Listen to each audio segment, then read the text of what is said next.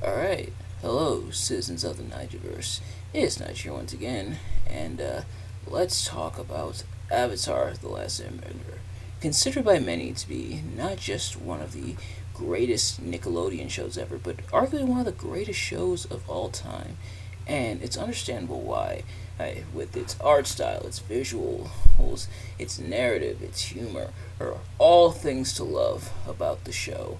Oh, and a part of that narrative is kind of what we're going to be discussing today. With the show, the main antagonist is Fire Lord Ozai.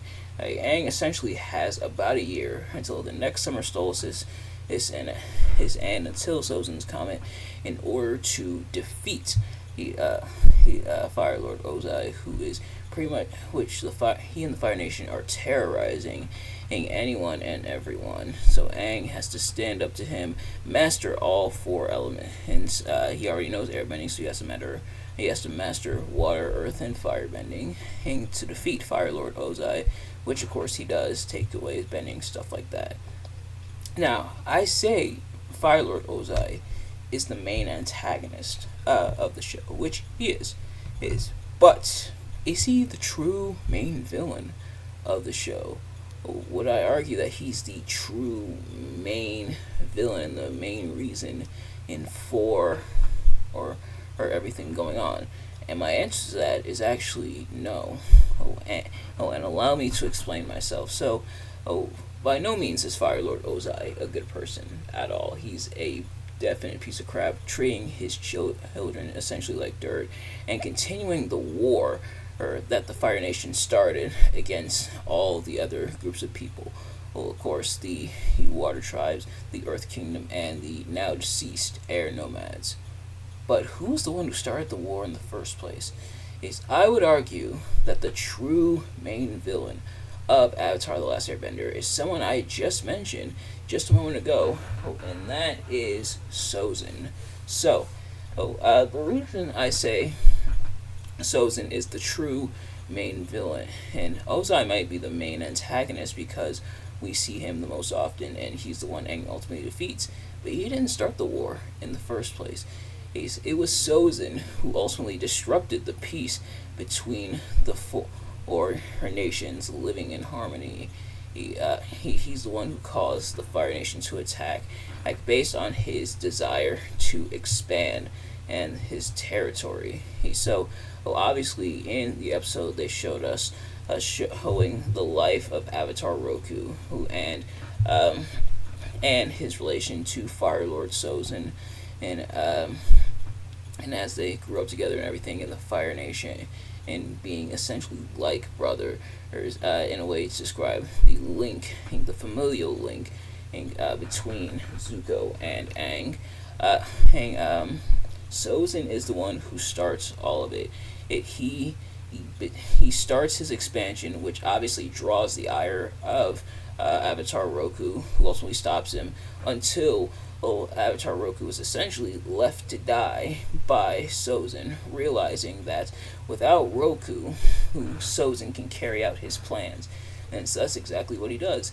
He leaves Avatar Roku to die alongside his dragon, and which already is pretty messed up, but begins the war and begins to try and expand it, and continued that war for generations later, or obviously through Fire Lord Azalon, and then to Fire Lord Ozai and Iroh, who was supposed to be next in line rather than Ozai, but Iroh backed out obviously after his son's death.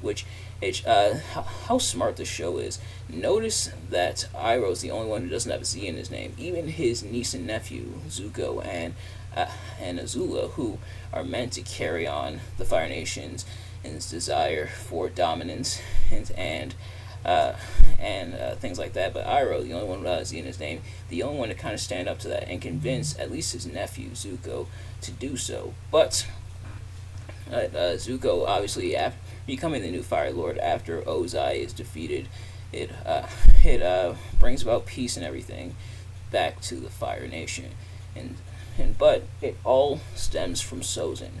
Sozin is the source of all of it. It's the war. the war on the other nations, all the conflict, all the fighting. Now, could one make the inference that perhaps if the Fire Nation hadn't tried to expand, then maybe one of the other groups of people would have tried to expand?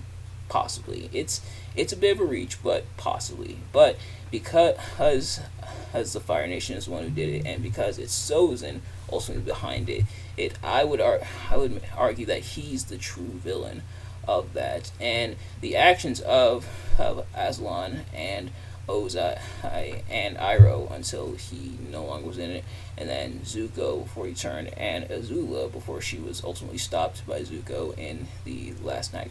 Zuko and Katara, that is, in the last Agni Kai. I would argue that Sozin essentially just passed down, and his generations that came after her all essentially suffered from what Sozin started it, and if he hadn't started it, none of this would have happened.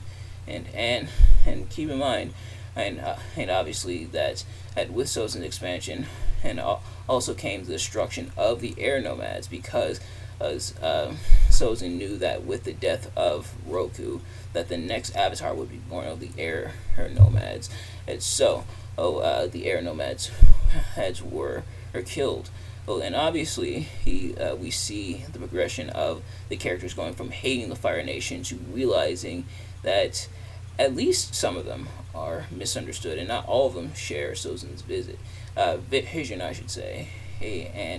And I do also love that aspect of the show, how it humanizes a lot of the Fire Nation. But yeah, so Sozin, with those actions, I'd argue is the main villain. But that's going to do it for this discussion video. I know kind of a short one, but I think I might be onto something here.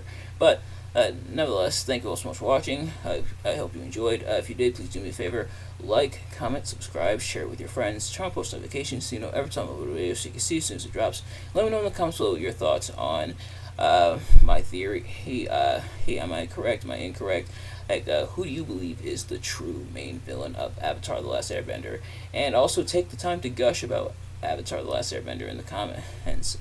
By all means, it's a fantastic show. If you haven't already, go check it out. I believe it's still on Netflix. But thank you all so much for watching, and I will see you guys later. Peace.